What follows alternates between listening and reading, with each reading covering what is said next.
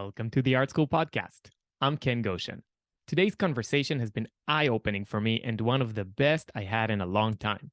I hope you'll find it as fruitful as I did.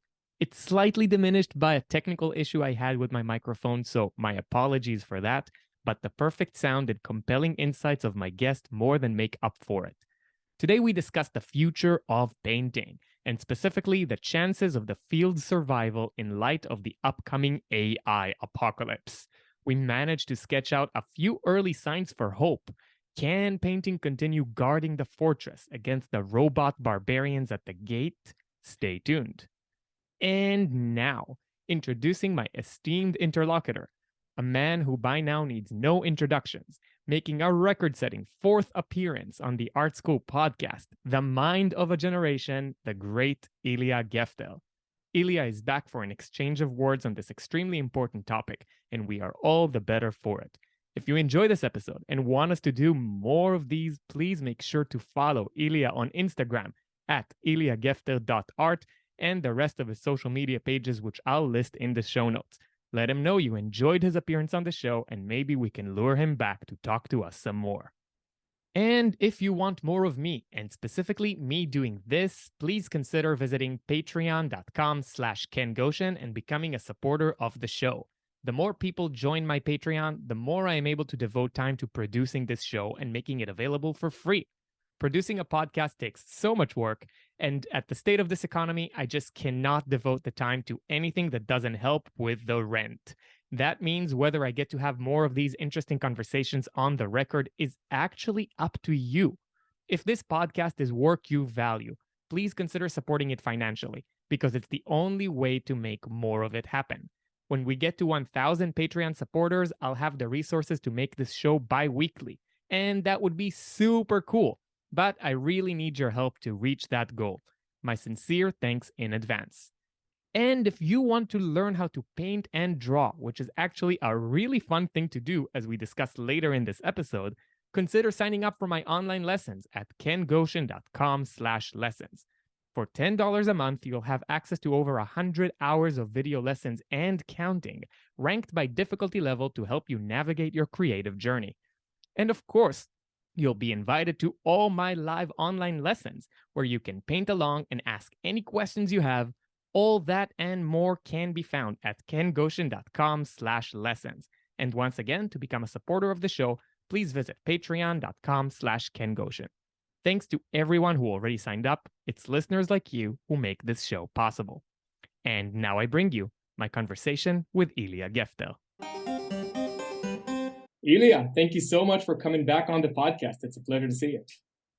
Great to see you, Ken. It's a real pleasure. I hope I'll have a few thoughts to contribute today. Oh, I'm absolutely sure you will, because both of us have been paying close attention to the so-called AI revolution and what's been going on in the field of visual arts with the introduction of this new technology. And I'm very excited to get your take on it. Maybe we can start by telling us maybe even a little bit about what that technology is. What is AI, quote unquote, art, and why should artists be paying attention, or why should we care about this stuff? Well, that's a few questions that you're asking. Let me start with the simple one. What is AI? I have no idea. I see, like all of us, I'm seeing products of AI generated art, or whether you want to call it art or not, let's call it images. That would be a safer way to phrase things at the moment. So what AI is on a really deep level, it's very hard to tell. I'm far from being an expert on that stuff. It's also, one can also argue whether it's human-made imagery or AI-made imagery. What percent of the imagery is human generated? It's generated by the human mind. What percent of the imagery is generated by the artificial intelligence? It's really hard to tell. Because okay, like I played around with some of these programs before our podcast. So yeah, it's really impressive. You can make up all this amazing stuff in seconds, and you have these impressive images. How much of it is AI and how much of it is human? The imagery depends on human input. The imagery can be further manipulated by the human hand and human intelligence. And beyond all that, AI was created by humans in one way or another. So how much of AI generated stuff is influenced by human creativity is very, very hard for me to tell, and I prefer not to even go there.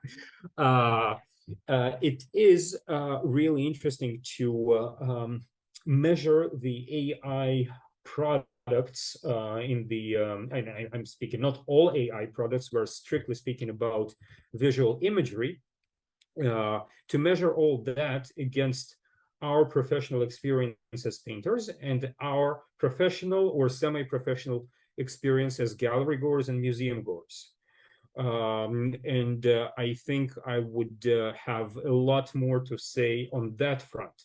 How do these images, whatever they are, whoever made them, how do they relate to more conventional creation, like painted images? What kind of danger they pose, if there is any danger, and there are even more threatening questions like whether AI stuff, whether AI imagery will replace conventional painting altogether. So I guess we can go in that direction rather than asking ourselves what AI is, because I wish I knew the answer. Okay, I'm gonna attempt to answer that question, which came out more complicated than I wanted it to. I just want to bring the listeners in case you haven't been following this trend, just to do a quick explanation of what AI art is, at least in the user interface experience. These are softwares where you can input text, descriptive text, to essentially tell the image making device, the image making software, what kind of image you would like it to produce. For example, you could say, I would like an image of a mouse on a wheel of cheese on Mars or whatever. And then those programs will produce a slew of images in seconds that match the description that I input to various degrees of accuracy. So we are talking about an emerging technology that is, we're basically seeing almost the first iteration of this kind of image making, I guess you could call it, system, and it's already fairly impressive. Not all of this stuff looks very good, but think about the first iteration of a cellular phone. Those things looked ridiculous, and 10 years after, they looked way better. 10 years after that, they look way better. So I think me and you are on a similar page where we can say, okay, the failure of this technology, when failure indeed is exhibited, is perhaps something that is just circumstantial, because all technologies seem to be getting better. So I think we can assume that this stuff is just going to become more and more impressive. And for that reason, it is more and more pressing for artists to think about what that means for us. Because if this technology is only on the upwards, then eventually we're probably going to be able to produce fairly impressive images with it, if that is indeed our goal. Do you, how is this description? Does that make sense? It's flawless. Yeah. And I think the question that follows your description of what AI is can be even broader. What implication do these programs have for all of us, not just those of us who paint? Right. But we're going to focus on those of us who paint. So sure. At least for the purposes of this conversation, those of us who paint, would you say that this new technology is a threat to us? How do you conceptualize it? What is your thought on that? The honest answer is that I don't know, but there is a more sophisticated answer that I can offer. When when I think about art and I try to kind of divine what may happen in the future, the best thing I can do is look into the past, and knowing some art history, I can examine how technologies of the past, which were once very, very new and revolutionary, influenced conventional arts. We can start with protractors, and we can end this conversation with cinema. But let's say I think photography would be a fair example for our conversation, and it's for me to start guessing where AI may lead us. I really think very hard about what photography has done, and for me, it's a fascinating subject. As some of us know, many creative individuals of the 19th century were really, really threatened by photography. Some said that photography brings about the death of painting, and I saw a very a very fun caricature recently in my Dombier book, with there was a picture of a photographer on a hot air balloon making a photograph of Paris from above, and every single storefront has a poster of photography services on it. So that's really fun. So that maybe that's what waiting for us. We will only be selling software rather than paintings. But anyway, as we all know, painting survived big time, and it evolved tremendously, and it evolved due to photography and alongside photography. It has not stayed the same, that for sure. Photography did not kill painting, but it made some types of painting either obsolete or far less necessary. Like, for example, neat, lifelike representations of individuals. By 1840s, it was much cheaper to commission a photograph rather than to commission a conventional oil painting. So a certain kind of painting was losing its demand among the bourgeoisie or collectors, whatever. But painting reached new frontiers because it was pushed out of some of its conventional frontiers, like portraiture, for example. By the way, I still do portraiture, right? But even if we do conventional portraiture as painters, and we continue to love it and make these lifelike portraits, we can still appreciate or create paintings that were made possible and necessary by photography, like paintings that convey reality in a more unpredictable way, ranging from Impressionist work all the way to Picasso and Francis Bacon. We celebrate the texture of painting, which is absent in photography.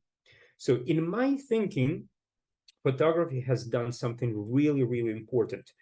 It made some aspects of painting unnecessary or less necessary, and by doing so, it stripped bare something that is really essential and something that is at the core of painting. And what is at the core of painting? Precisely that which is absent in photography. I'm just gonna recap all this story, and then perhaps offer some pushback. Though I agree with you, but I'm just gonna play devil's advocate here. So what Ilya is telling us in the story of art in the 19th century, photography lands on the scene, and suddenly a lot of people who are interested in creating images of themselves and their loved ones no longer have to turn to a crusty old oil painter who will take maybe even a month to produce such a vision. when they can turn to a photographer who can do it in a day.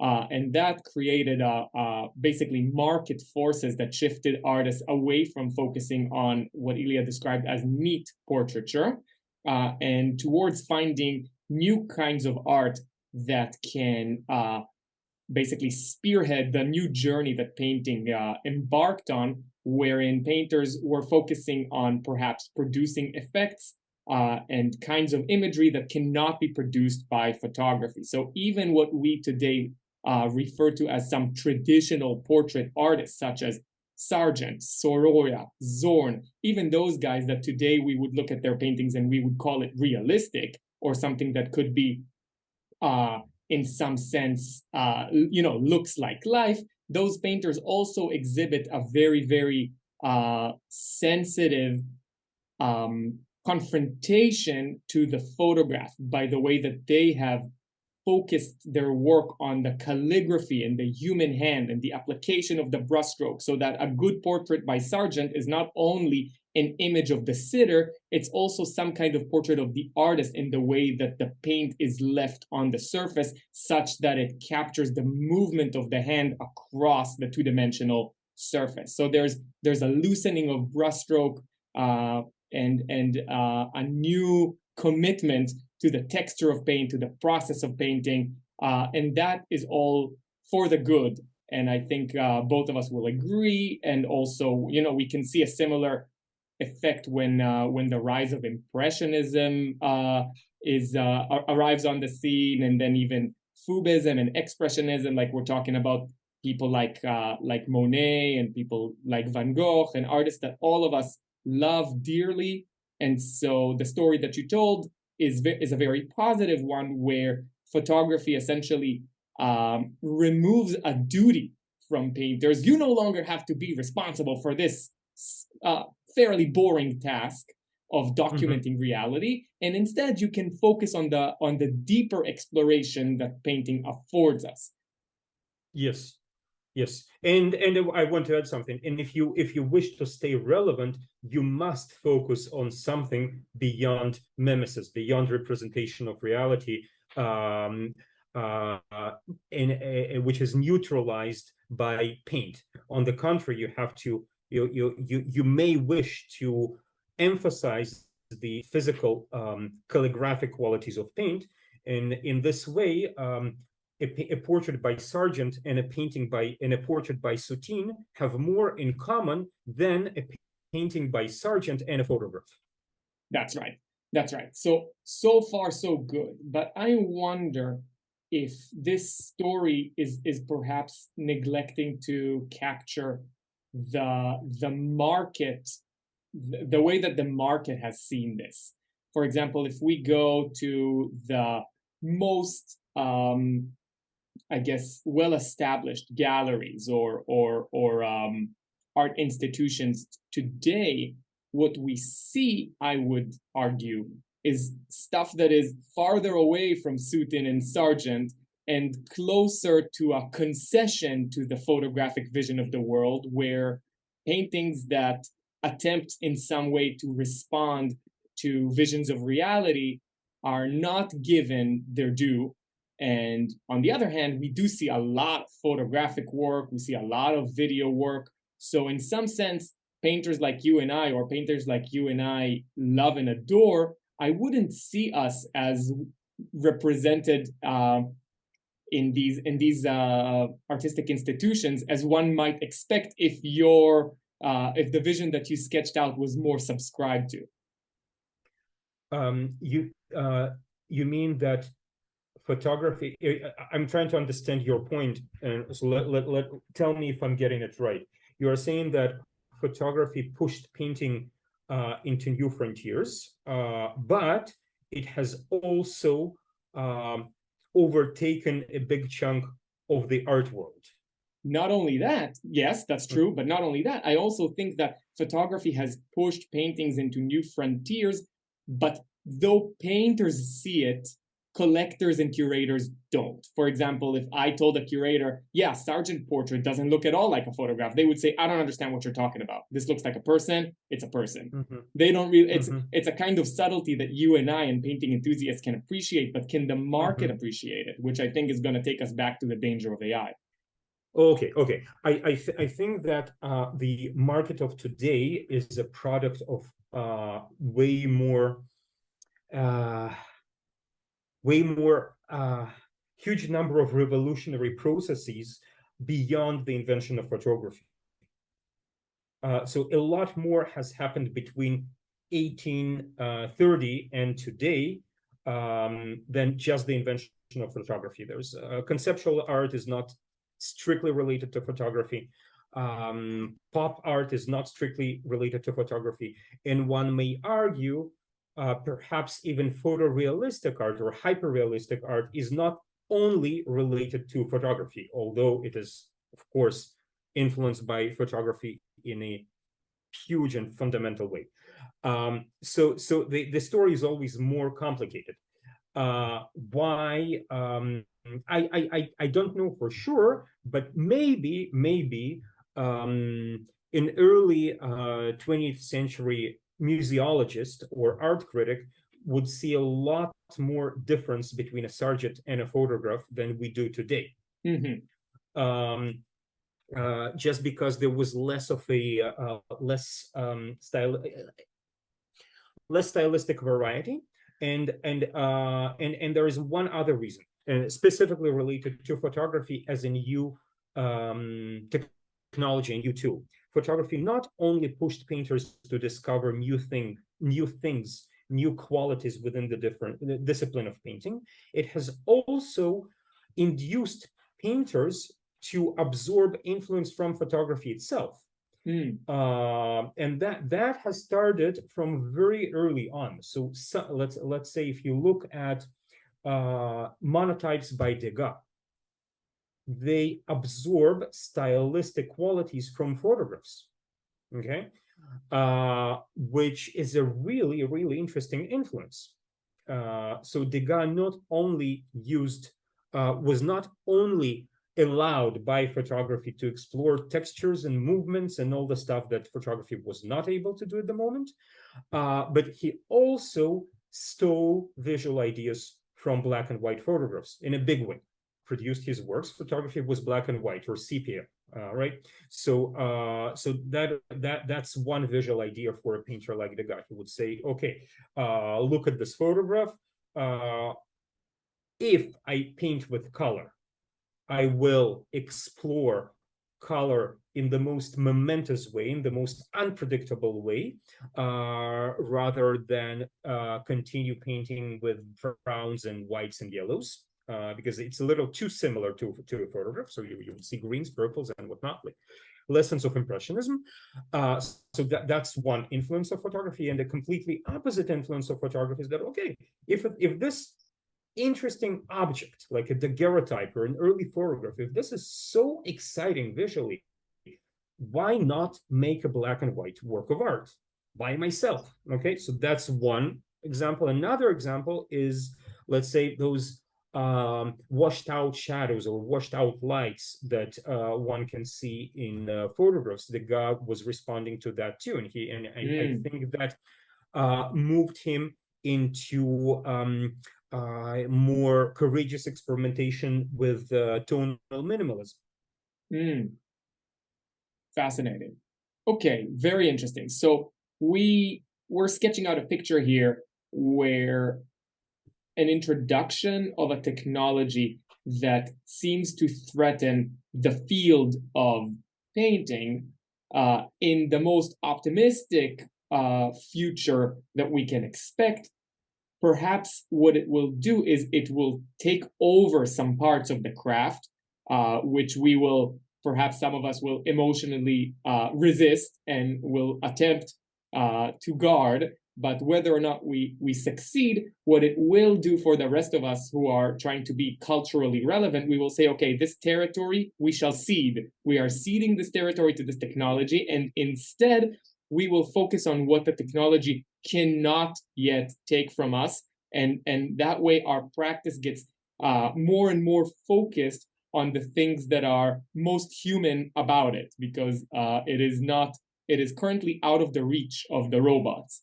What would you say are those things in painting? If those, let's give the AI the most charitable interpretation and say we have an AI that doesn't fail as miserably as it does today, but rather produces fine-looking images.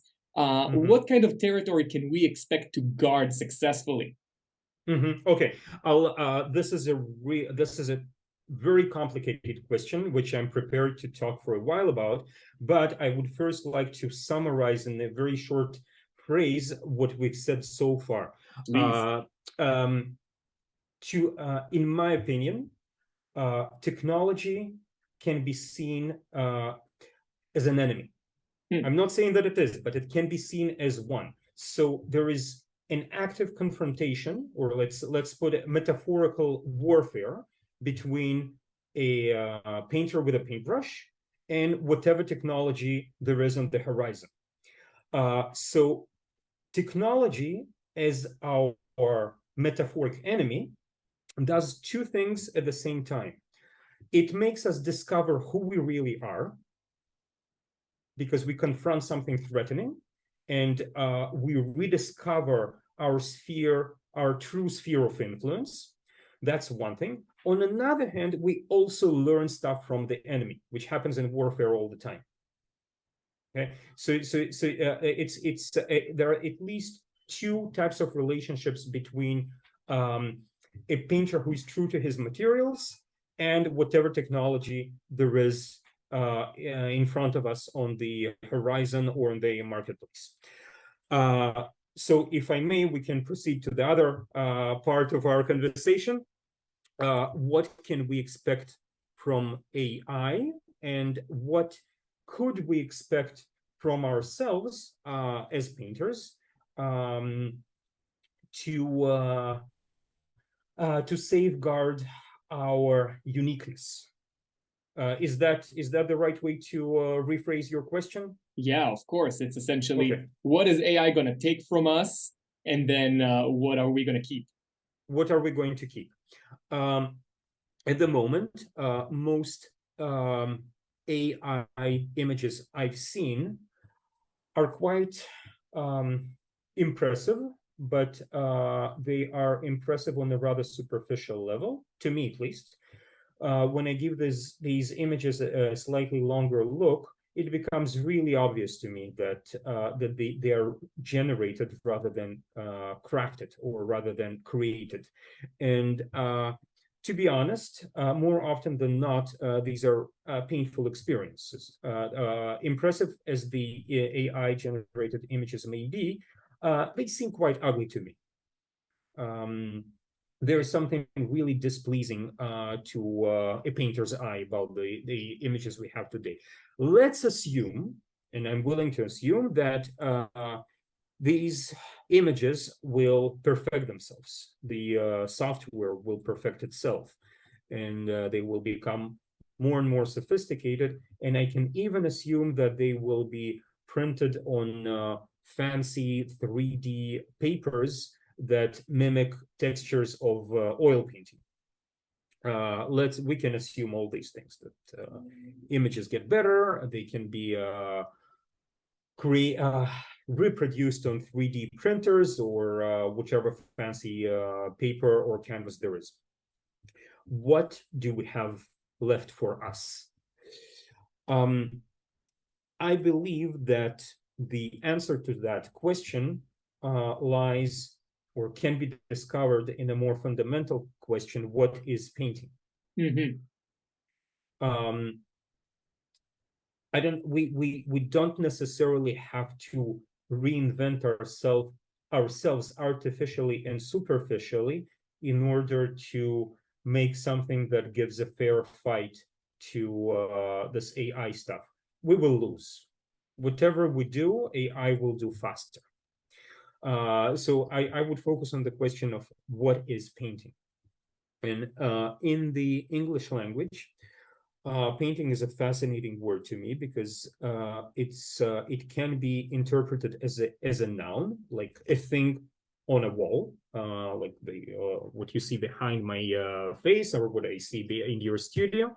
But at the same time, painting is a verb, which implies that painting is not only a product, it's a process. And I would further say that unless the product is not if the product is not a result of a process, it's not it's probably not a painting. In other words, something that is made with oil paints on canvas is not necessarily a painting. What makes this object, which includes paints, colors, and the texture of a canvas into a painting, is the process behind this thing that we see in front of us. The process can be very quick.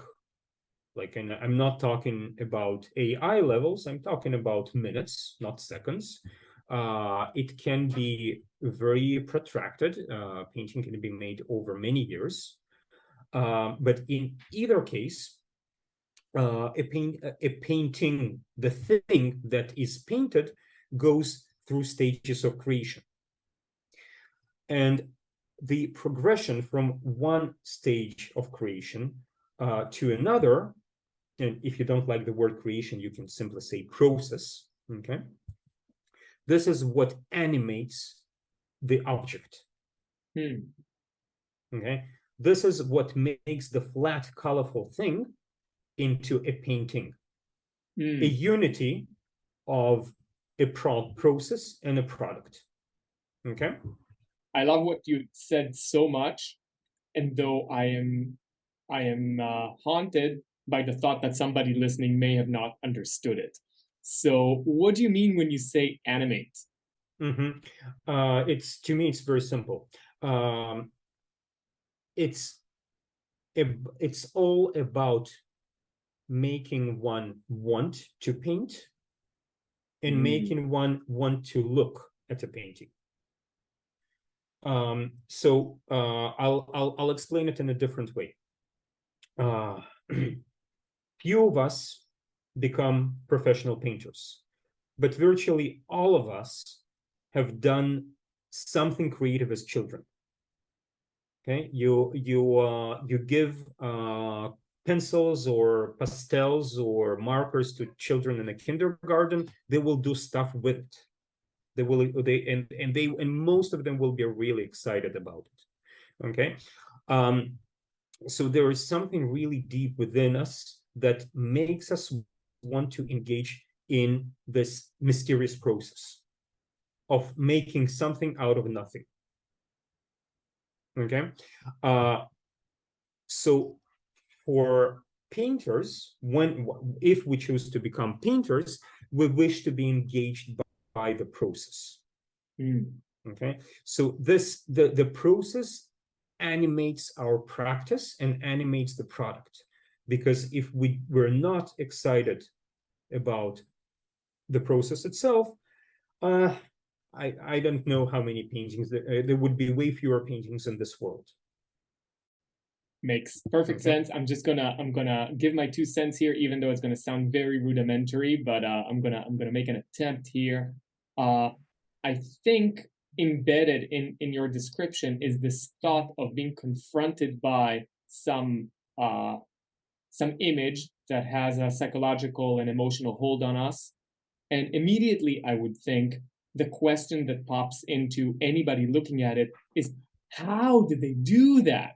And of course, this is a very basic question, but the question, or how did they do that? Why did they do that? Who did that? All these questions are the questions that kind of magnetize us and invites us to look closer and to inquire into how these objects were made. Who made them? It's not a coincidence that there are plaques in museums that tell us this was made by this guy. It was in this year. It was in response to that. So the actual experience of consuming works of art and enjoying them and appreciating them has to do with asking questions about the process and enjoying the answers or contemplating the answers.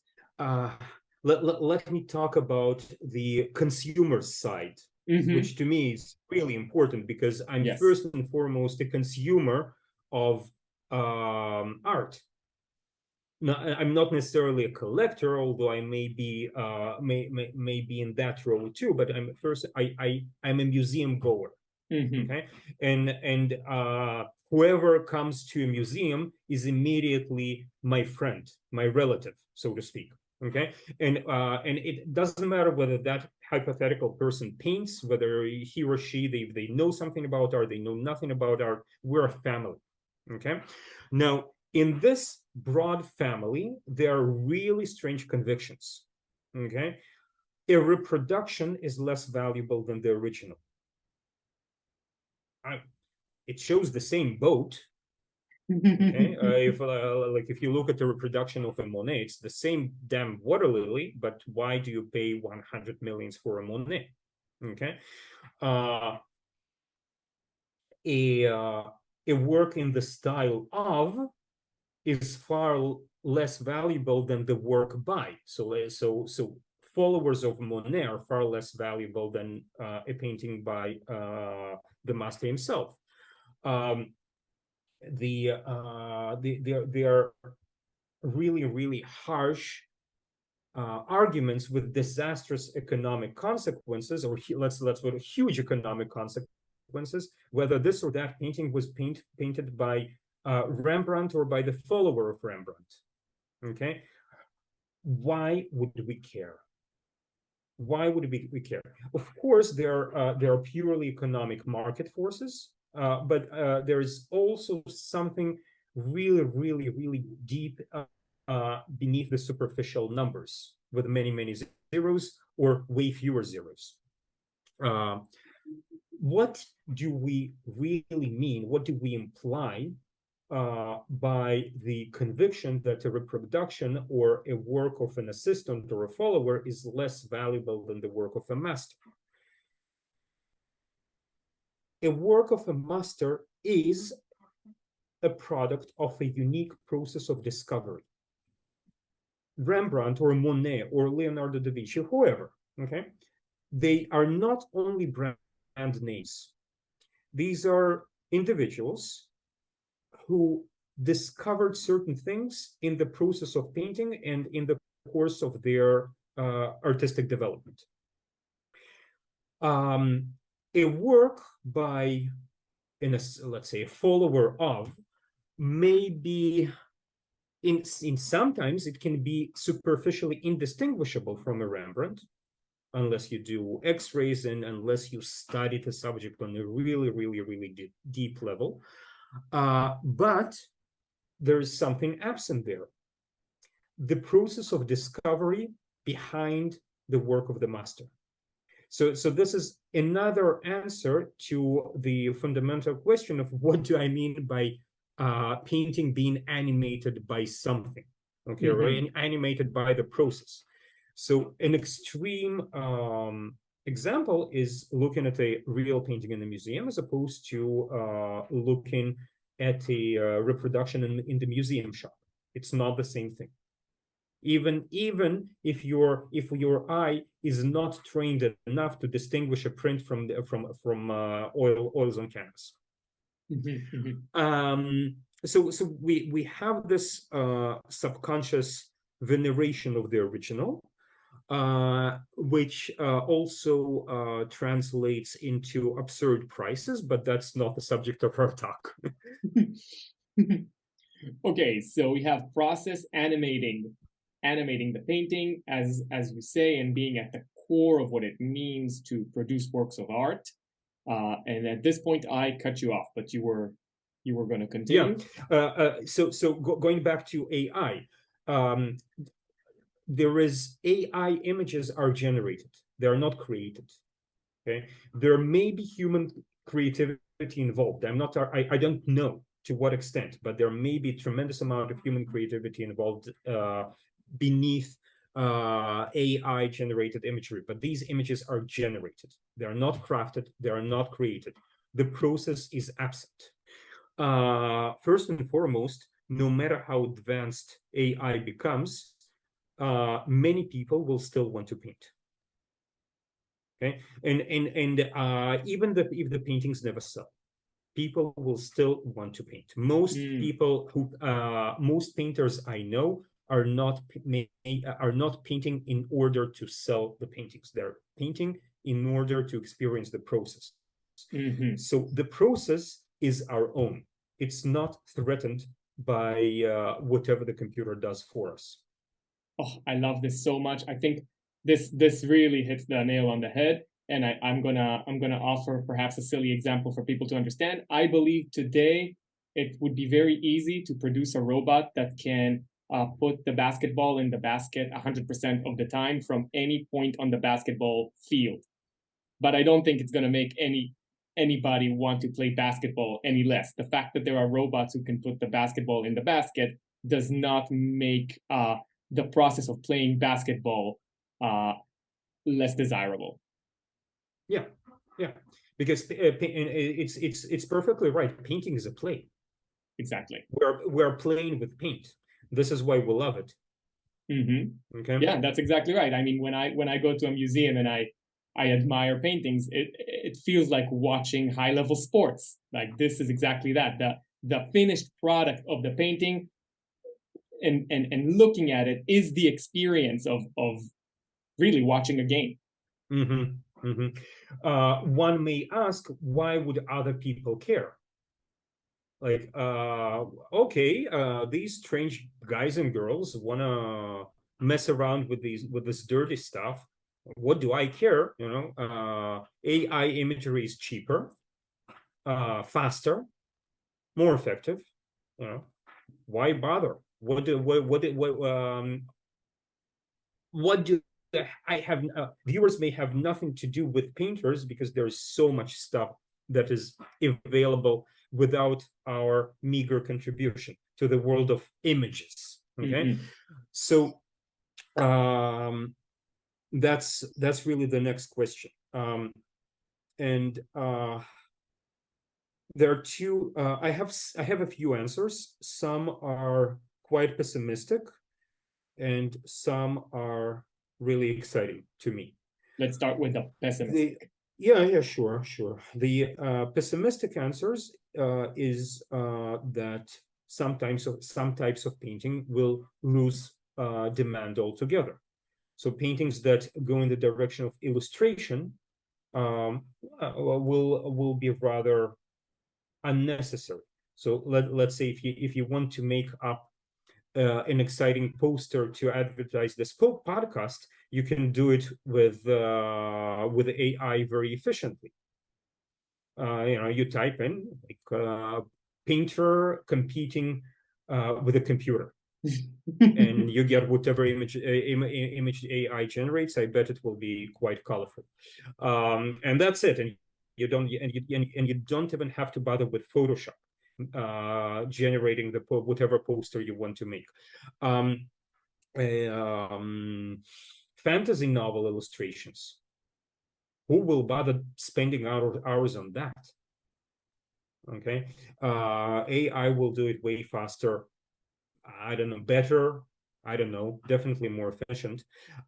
So that's the more pessimistic answer. There, since I'm not an illustrator by profession, I'm not so sad about this part of the story.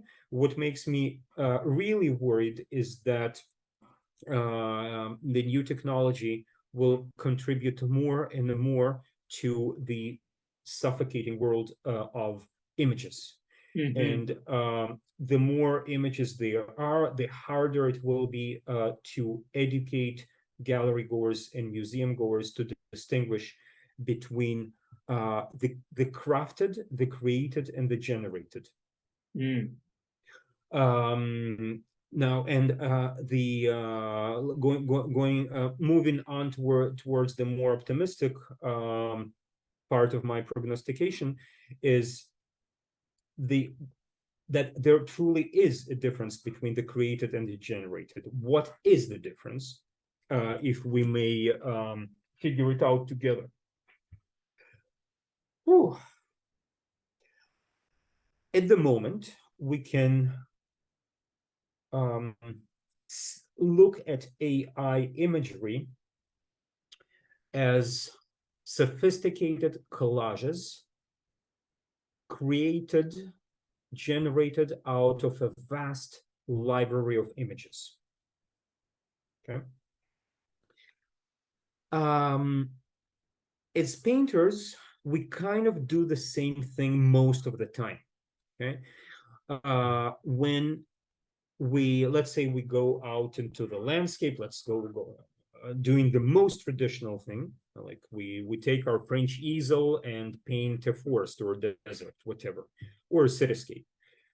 Are we really creating our own work? To a limited extent, yes, but only to a limited extent, because we have a bunch of painters instructing us. We are not only responding to what we see, we are responding to the art historical library that we have in our memory.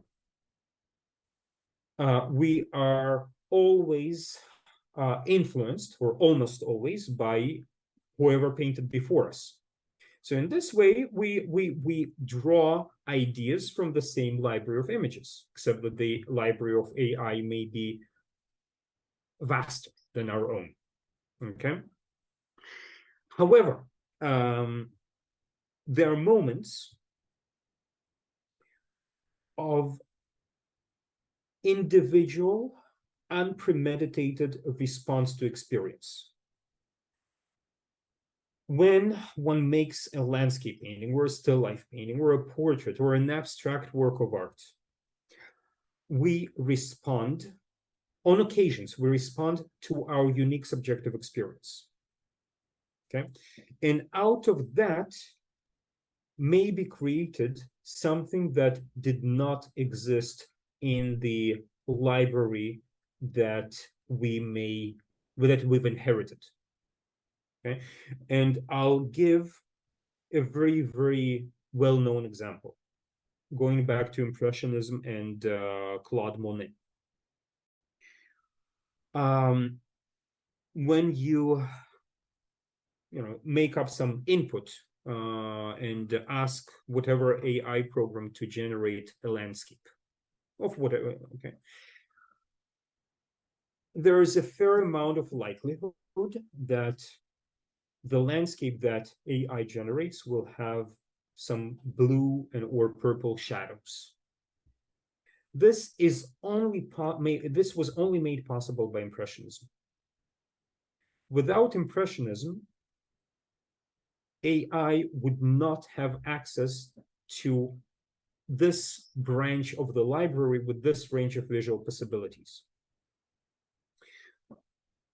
I doubt that at the moment, or maybe even later in the future, AI will be able to offer completely unpredictable creative solutions to visual requests.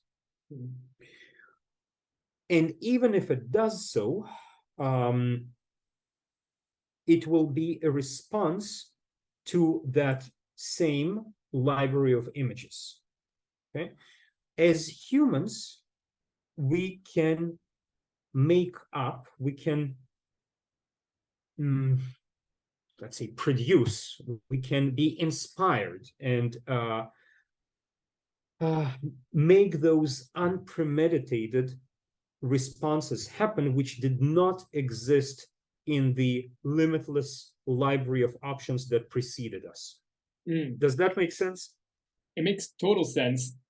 If I were to venture to summarize it, both painters and AI rely to some extent on a library or an archive of visual representations, visual imagery that was produced before us.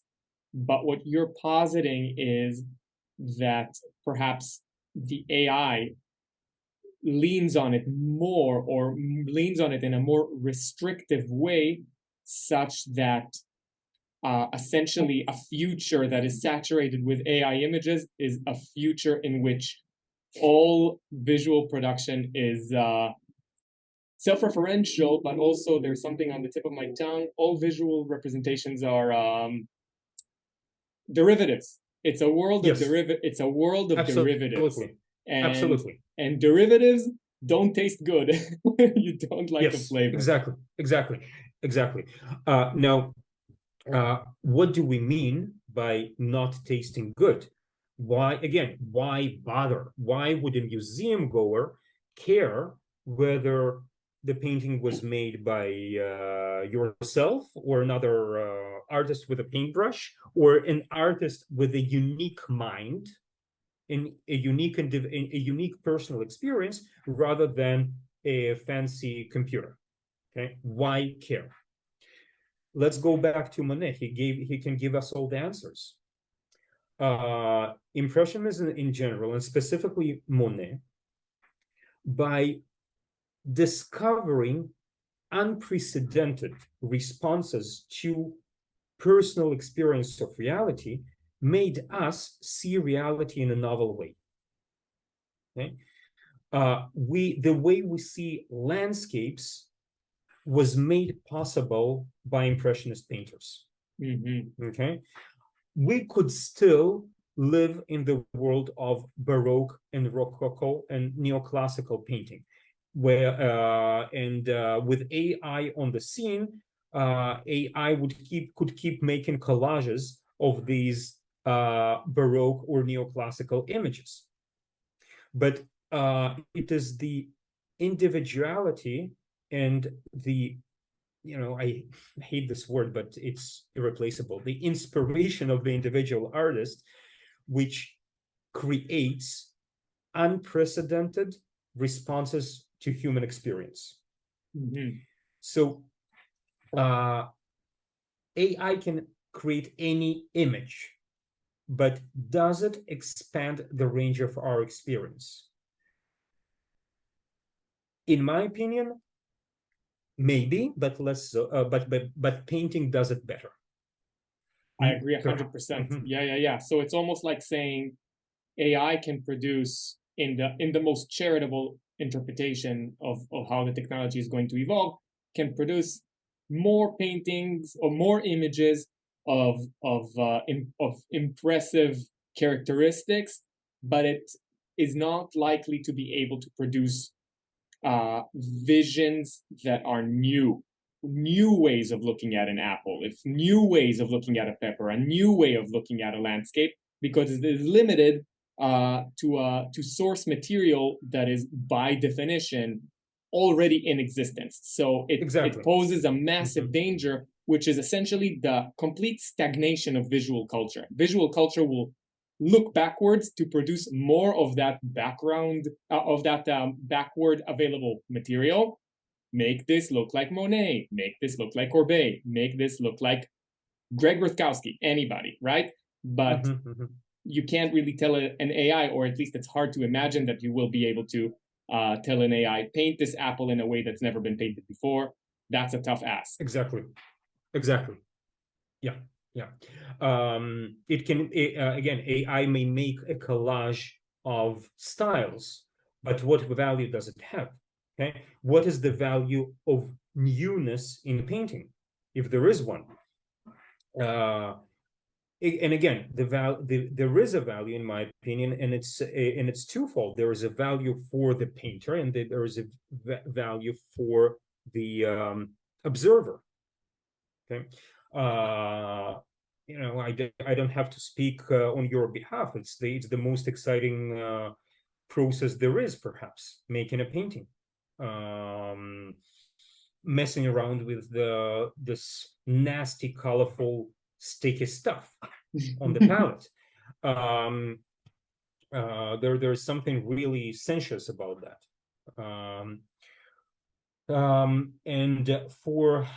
But it's more than a sensual experience. It's an experiential experience. And what do I mean by that? We discover stuff as we paint.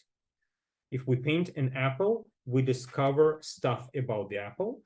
We discover stuff about how we see the apple, and we discover stuff about ourselves as we paint the apple and attempt to see it in a certain unprecedented way, at least unprecedented for us, even if the product looks exactly like an old Dutch still life. We went through the most exciting human process of self-discovery. Okay, if we manage, and we don't always manage, but if we do, to discover something within an apple which was not discovered before, or if we manage to discover something about our painting materials which was not discovered before, this is a certain modest contribution to the world of human experiences. Yeah, I would say so. And I would say not only that, if we manage to discover something about an apple that hasn't been discovered before, or if we manage to discover something about the painting materials that haven't been discovered before, or even something about ourselves that haven't been discovered before, it is reasonable to assume that some part of this discovery will be embedded in paint, and that it will be to some extent communicated to the observer, felt by the observer. Absolutely. And I think this is what separates an exciting painting from a boring one, is the process of experiencing the discovery while observing the painting. If somebody makes a painting that is just full of discoveries, this is, in my opinion, communicated to us, the observers, and this perhaps is a great moment to articulate the sheer dread that I feel about a world 10 years from now or so, where we are just surrounded by commercial imagery that is just made by AI. And I think it can replace more than illustration. If an actor gives permission for an AI to create an advertisement of an actor holding a Coke bottle, why would the actor even have to sit on the scene, right? It could just be Michael Jordan, age 24, holding a Coke bottle, saying just do it with Nike shoes, whatever. Like, all this stuff can be produced by robots. And I just dread the aesthetic experience of living in that world, being bombarded by these images that are so deeply lacking in discovery and originality. Yeah, that's definitely the terrifying part of the story. And we don't know where it takes us. On a more positive note, I assume that AI can be easily used as an effective tool for painters. How so? Let's say if we know a thing or two about painting, and let's say we're looking for some source material to make a painting, we don't even have to spend hours on a Google search. We can generate the source material using AI. To me, that's good news. But how well educated the general population will be to distinguish between imagery which offers human experience by being a result of a human process, and whether the general population will be able will think, well, it's AI does the same thing exactly, and it doesn't. How can we test that? So I give a proposition to our listeners. You can think of whatever painting you like from art history. It doesn't have to be the greatest masterpiece, and ideally it would be a painting that you have access to in a gallery or a museum. And let's say you look at this work of art. After a few weeks, you can ask yourself, well, do I want to look at it again? Okay. And try to do the same thing with the most impressive image generated by AI. Give it a time, look at it for 3, 5, 10, 15 minutes, and in 2 weeks' time or after a month, ask yourselves, do you want to look at it again? and if the and you can repeat this experience. I think that a lot of answers can be hidden within this experiment.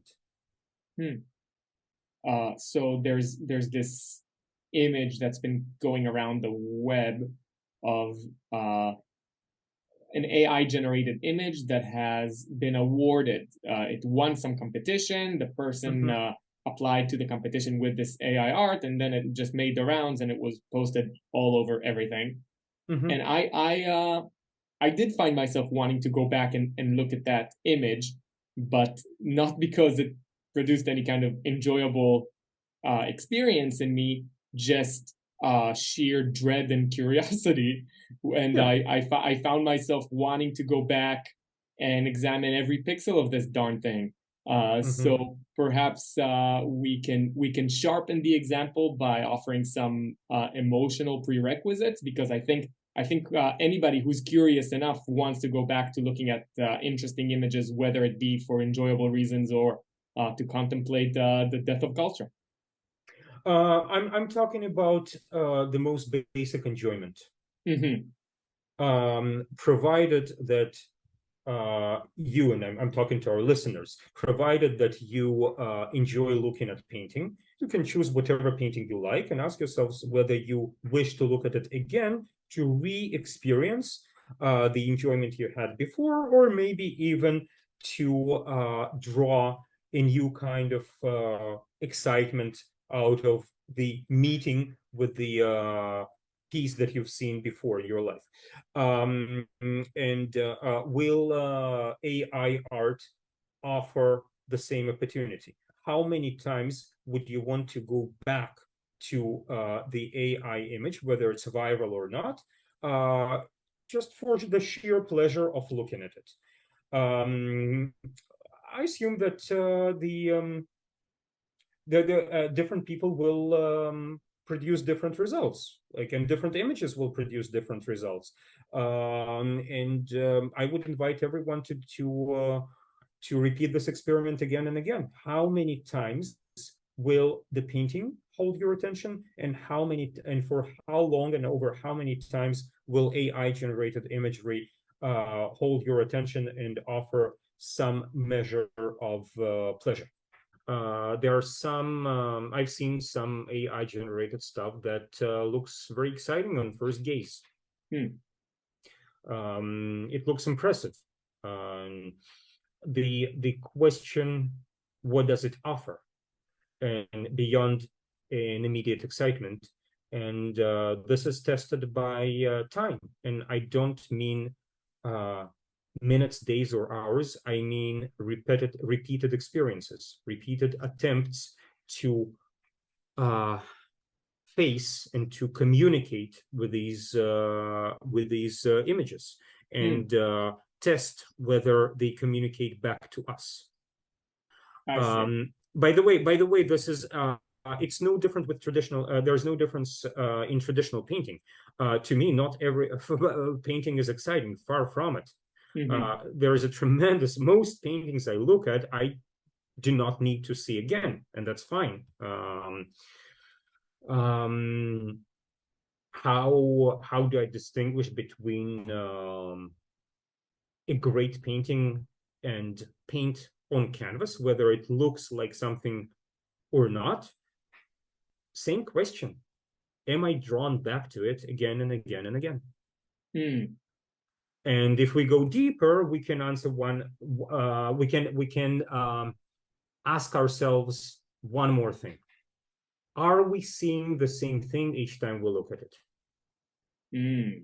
Okay, so there are some paintings in this world that offer me a new representation of reality and a new representation of myself each time I encounter these works. Oh, I think that's so profound. And I would like to add a layer to that, where some paintings, the best paintings, even if when you look at it for the 50th time, even if you don't discover anything new that you haven't seen before, you are drawn to look again because you believe if you look hard enough, you'll find it. So Yeah. there are some paintings in the Met where I just wake up feeling I have to see that Rembrandt again, because I know if I just spend 20 more minutes with it, I'm going to understand something new. And sometimes I don't, but that faith is ever present, and it's going to draw me to that painting again and again, because it produces the hope that if I stand there long enough, I may be able to drink all that there is in there to drink, but the fountain never runs dry. Yeah, yeah. I'm envious that you have this opportunity. I don't go, and I don't get to go to the Met every weekend.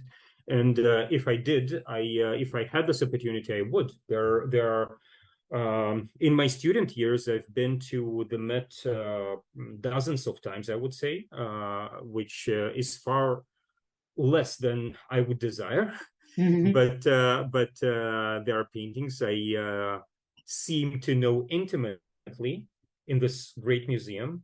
And nevertheless, I wish I could see them again and again. I would be, each time I see them, I would become a better painter at the very least.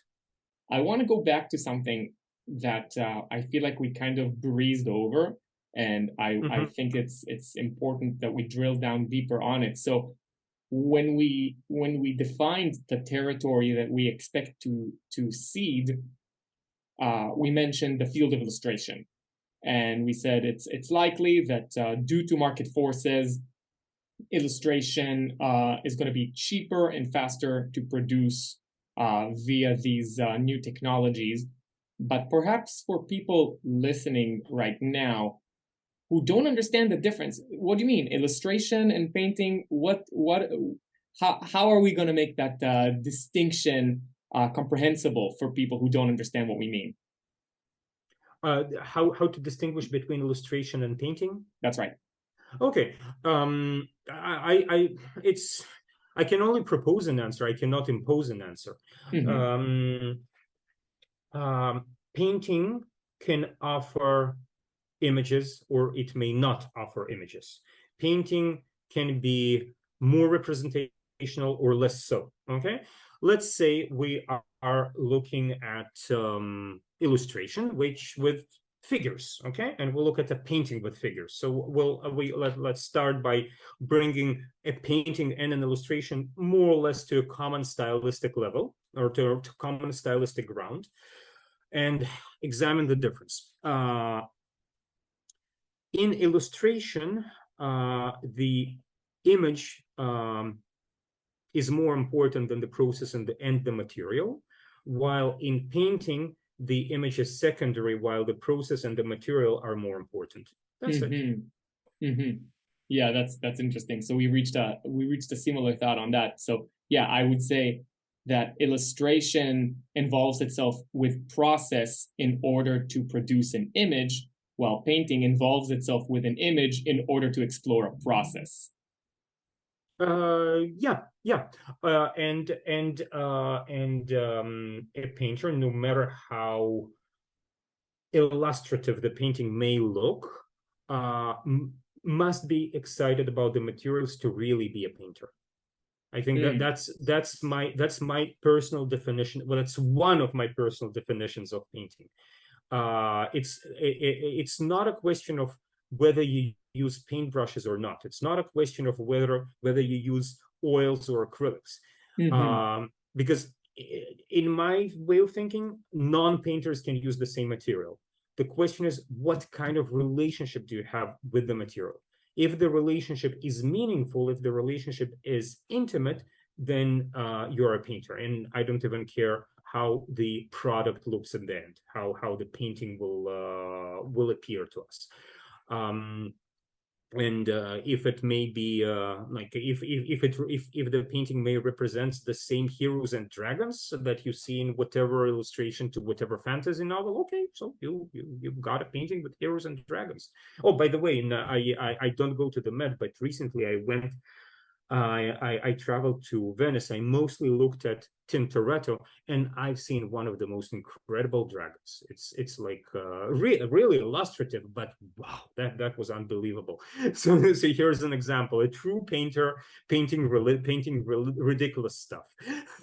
Yeah, I wonder if we may be so bold as to how to even phrase this. So let's imagine that some people listening to us right now are young, creative people who are currently enrolled in one art university or another, and they have been thinking about going into the field of illustration or concept art. That's what they love. What kind of advice might we offer these people given the current situation? Well, I don't want to sound like an old fart, but I will. Please excuse my French. Look at painting. Look at traditional painting. Look at good old stuff that was tested by time. Try to also go beyond the brand names. Yes, Leonardo da Vinci is great. Rembrandt is great. Seek more. Go to museums. Go to, if you happen to be in New York, you have a great privilege. If you live in a small town with no world-class museums, travel to see that stuff. Go to whatever big city there is nearby with a major museum in it. Look at painting, and the more painting you see, the better. And the more different stylistic sources you explore and expose yourselves to the better. Like you can look at medieval stuff, you can look at Byzantine stuff, you can look at Impressionism, you can look at modernism, you can look at Japanese art, everything. The more, the better. Look at time-tested stuff that was crafted, that was created rather than generated. Yeah, absolutely can get behind that advice. Ilya, is there anything that we've left on the table here that you'd like to still touch? Yeah, I can only summarize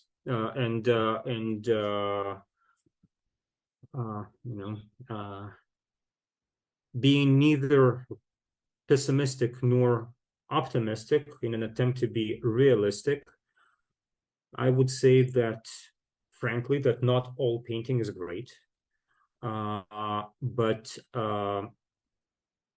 at its best, painting offers revelations.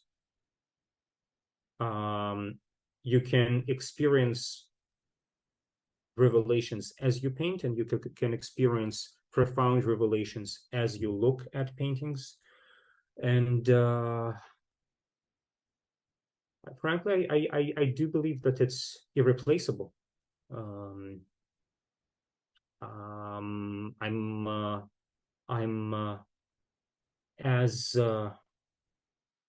would honor other arts just as much. I happen to know far less about the other arts like music or theater, perhaps. I'm sure that other art forms may offer the same experience, not the same experience as the same level of experience, but the opportunity for revelation that painting offers is profound, and the type of revelation, the taste of revelation that painting offers is truly unique.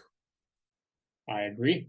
All right, Ilya, this was wonderful. Perhaps you can tell our listeners where they can find out more about you, and maybe say a word about these recent lectures that you've been doing, which I find very fun and valuable. So I have an art school in Tel Aviv. If you happen to be in Israel, you are more than welcome to stop by and take some classes.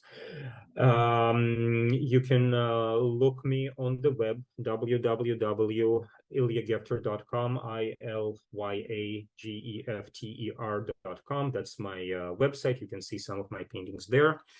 And I have a YouTube channel, which I will attempt to make a little bit more active. I've committed to making a series of monthly lectures about the visual arts. For now, the lectures are in Hebrew, so I apologize to the vast number of listeners who are not speaking that obscure language. But if you do, welcome to enjoy my YouTube channel, and I do attempt to add some content in English once in a while. The links to all those things can be found in the show notes. So I will plug everything there, as well as Ilya's Instagram that everybody should be following. Ilya, thank you so much for coming on the show. Thank you, Ken. Great to see you. I hope to see you in real life before we become digital versions of ourselves. Thank you for joining me. If you enjoy this podcast and would like to see it grow, please take a moment to subscribe, rate it highly, and share it with a friend. If you'd like to become a supporter of the show and have access to exclusive content, please consider signing up as a patron at patreon.com/Ken Goshen. For online lessons, please visit kengoshen.com/lessons. Thanks again, and see you next time.